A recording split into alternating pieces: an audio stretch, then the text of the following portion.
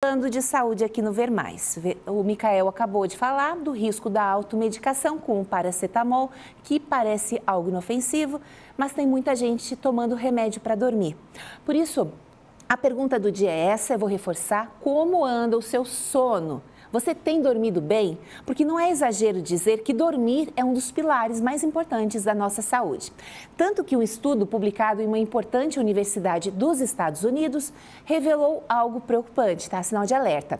Adultos de meia idade que têm dificuldade para dormir ou manter o sono podem experimentar um envelhecimento do cérebro quase 3 anos mais acelerado.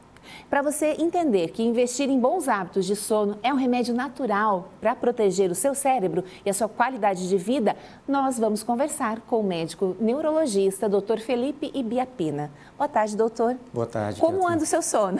Muito bem, obrigado. Muito bem.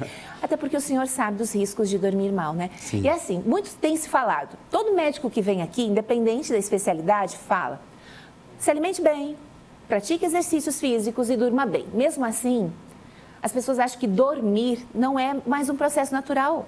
Tem que tomar remédio, tem que tomar melatonina. Enfim, eu queria que o senhor falasse sobre o que é neurologicamente o impacto de não dormir bem.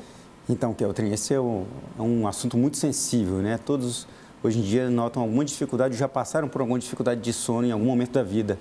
E hoje, uma das grandes missões no consultório, por exemplo, uma das grandes missões dos médicos no consultório não é medicar para o sono, mas sim tirar remédios que possam estar prejudicando o sono, causando alguns efeitos colaterais.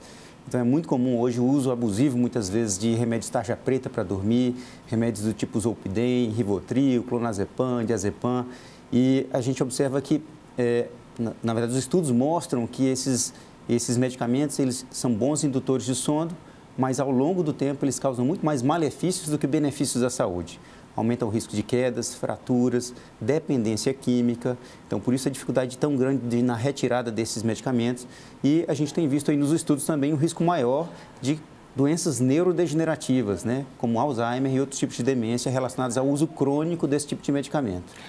É um medicamento que causa dependência. E daí a pessoa que está nos ouvindo pensa: puxa, já estou tomando há tantos anos, vou parar então. É assim que decide? Então, nunca essa decisão de parar a medicação deve ser tomada de forma autônoma e de uma vez só. O ideal é uma recomendação, sob uma recomendação médica, um acompanhamento médico, até porque muitas dessas medicações, muitas delas, causam o que a gente chama de dependência química. Então, o indivíduo fica dependente do uso da medicação e a retirada abrupta pode gerar uma série de repercussões ruins, inclusive a tal da síndrome de abstinência, inclusive cursando aí com crise de ansiedade, tremores, palpitação, pico hipertensivo, crise de pânico.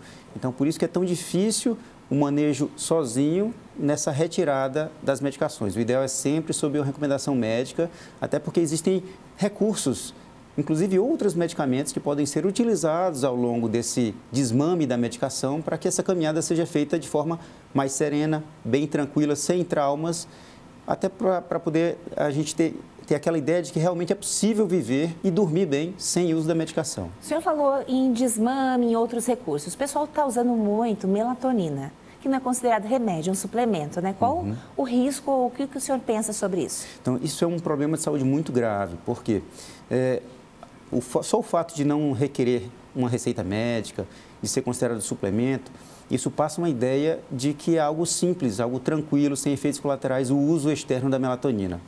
Mas a gente tem que entender o seguinte: primeiro, a melatonina ela é um hormônio produzido pelo nosso próprio cérebro. Uma glândulazinha chamada pineal produz esse hormônio e o principal estímulo para a produção desse hormônio, que é importantíssimo para a regulação do nosso organismo, inclusive do nosso sono, um dos maiores estímulos é a ausência da luz, o escuro. Então, muitos dos nossos hábitos hoje em dia, com a correria do dia a dia, sobrecarga, a gente acaba utilizando de estratégias um pouquinho erradas aí, que prejudicam a qualidade do sono. E uma delas é, por exemplo, o uso de telas. Então, o uso de telas até a hora de dormir é uma sabotagem à produção da nossa própria melatonina. E uma vez que eu utilizo melatonina de forma externa, como um remédio, um suplemento, eu estou inibindo a produção da minha própria melatonina. E isso gera um círculo vicioso, né? É um erro levando a outro erro. Isso tem repercussões sobre o nosso cérebro. Além da dependência ao uso da medicação, você diminui a sua performance, com o uso externo e você acaba diminuindo a qualidade de sono. Então, isso, ao longo do tempo, causa repercussões ruins. Então, essa ideia de que melatonina faz bem à saúde, está indicada para todo mundo, não é bem assim. E para tratar sono, requer recomendação médica, uma prescrição médica, uma avaliação bem feita, com exames. Hoje em dia tem tecnologias múltiplas aí para avaliar a qualidade do sono e não deve ser tomada a esmo sem recomendação médica. Assim como também é importante falar que as pessoas às vezes, preciso trabalhar, né, produzir até mais tarde, estudar, vou tomar um energético. Também não é legal. Também não é legal. Esse é um dos erros mais comuns que a gente observa no dia a dia no consultório, né? Muitos pacientes me procuram com queixa de insônia. Quando você vai observar, uma série de hábitos ruins são feitos até a hora de dormir e um deles é a ingesta de algumas substâncias. Substâncias estimulantes, como por exemplo a cafeína, o próprio café, energéticos, álcool, então cigarro. Então, são hábitos ruins, são estimulantes que acabam prejudicando a qualidade do sono, mesmo que alguns pacientes já chegam até para mim, não, mas eu não sofro com isso, eu tomo meu cafezinho e vou dormir. A questão não é só a quantidade do sono, mas a qualidade do sono. E a cafeína tomada 10 horas antes da hora de dormir, até 10 horas antes da hora de dormir, ela faz um efeito deletério sobre a qualidade do sono. Então, alimentos como refrigerantes ricos em Coca-Cola, chá preto, chá verde, chá mate, chimarrão, café em geral, são substâncias estimulantes. Então, elas devem ser evitadas ali pelo menos 10 horas antes da hora de dormir. Isso é a recomendação ideal. Eu tenho falado assim, depois das 5 da tarde, nada de cafeína e nada de substâncias muito estimulantes. Inclusive o chocolatezinho que é rico em estimulante, alguns são ricos em cafeína, inclusive. Então, devem ser evitados visando uma qualidade melhor de sono e um sono mais reparador, né? Bem, eu trouxe esse estudo que fala sobre acelerar o processo de envelhecimento do cérebro. Tem pessoas que dizem, eu durmo 4 horas por noite, tá bom. Tem dias que eu durmo 8, tem dias que eu durmo 5. Sobre esse estudo, né, qual é efetivamente o risco, se isso procede, e que tipos de doença a gente pode ter no futuro por hoje não estar dormindo bem?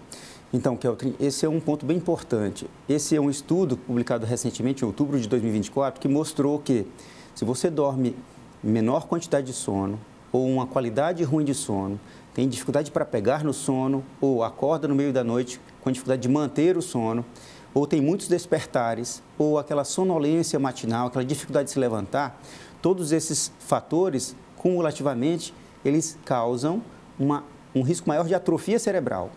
E vejam só, isso não acontece só nos velhinhos, não. Acontece em indivíduos de meia idade, 40 anos em média foi o estudo. Então, esse foi mais um estudo, mais uma evidência de que a qualidade de sono ruim, seja em quantidade ou em qualidade, em geral, o sono ruim, ele é um fator de risco, sim, para atrofia cerebral e, portanto, para demência. Né? Então, a qualidade do sono, prezar pela nossa qualidade de sono, é uma medida importantíssima, um fator de risco que está sob nosso controle, felizmente, podemos modificá-lo em prol de uma saúde melhor e redução do risco de demência no futuro.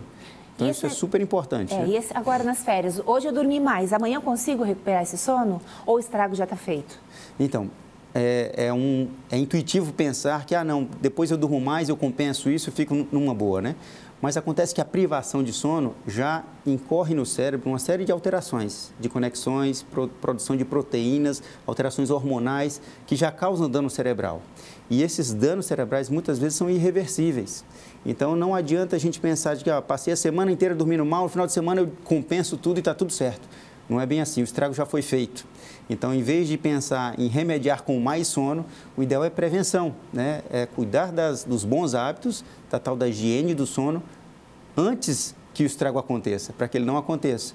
E é interessante observar que a privação de sono crônica, ela já décadas antes da manifestação da doença de Alzheimer ou de qualquer outra doença neurodegenerativa, já está causando alterações ali no cérebro. Quando você vai ver, proteínas já estão alteradas, conexões já foram alteradas naquele momento. Basta observar o seu desempenho próprio, né? Cada um já passou por isso. Eu não dormi à noite, virei à noite. No dia seguinte eu estou mais cansado, estou mais irritado, estou com baixa de foco, estou mais deprimido, mais ansioso, com erro na alimentação, estou mais impulsivo. Então, tem dificuldade de render no trabalho, na academia, erro na alimentação. Então, tudo isso é reflexo do dano que acontece no cérebro e que muitas vezes é irreversível e cumulativo. graças a Deus ali, muita gente tem reserva boa cerebral, mas uma hora a conta chega. Então é importante cuidar desde já, porque as alterações que levam à neurodegeneração acontecem décadas antes. E é nesse momento, é o hoje que importa, é cuidar hoje da saúde pensando no futuro, sem demência. Perfeito, então vamos reforçar.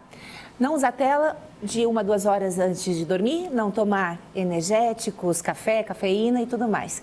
Tem alguma outra recomendação que o senhor costuma dar no seu consultório? Sim, muitas recomendações importantes que são hábitos simples que todos devem praticar. Atividade física. Então, atividade física regular é muito recomendável. Mas antes de dormir, não acelera? Antes de dormir, pouco antes de dormir, não é recomendável. O ideal é pela manhã ou então no final da tarde, ali, com espaço de pelo menos 3 horas até a hora de dormir. Até porque atividades muito intensas próximas da hora de dormir podem atrapalhar o sono. Então, mas atividade física, em geral, é uma ótima recomendação, uma ótima medida de higiene do sono. Outra recomendação, na hora de dormir, luz baixa, escuro, temperatura adequada, sem barulho. Telas já devem ser desligadas pelo menos 1 a 2 horas antes da hora de dormir, exatamente para evitar aquele prejuízo na produção da nossa melatonina. Comidas pesadas, muito gordurosas, de difícil digestão, o ideal é 3 horas antes evitar esse tipo de alimento, né? Muita hidratação durante o dia, evitar naquelas 3 horas últimas ali muita hidratação, até para não ter que levantar para ir no banheiro muitas vezes, né? E em geral, alimentos bem leves ao longo da noite, não, antes de dormir, né? Basicamente, essas são as medidas muito importantes que fazem toda a diferença, né? Hábitos saudáveis geram um dia saudável e o dia saudável gera uma noite saudável. E esse ciclo se repete. Essa é a ideia. Maravilha. Doutor, obrigada. Eu que agradeço. Já desejo um feliz ano novo, né? E até ano que vem, então, com mais informações importantes. Para todos nós. Obrigado. Obrigada.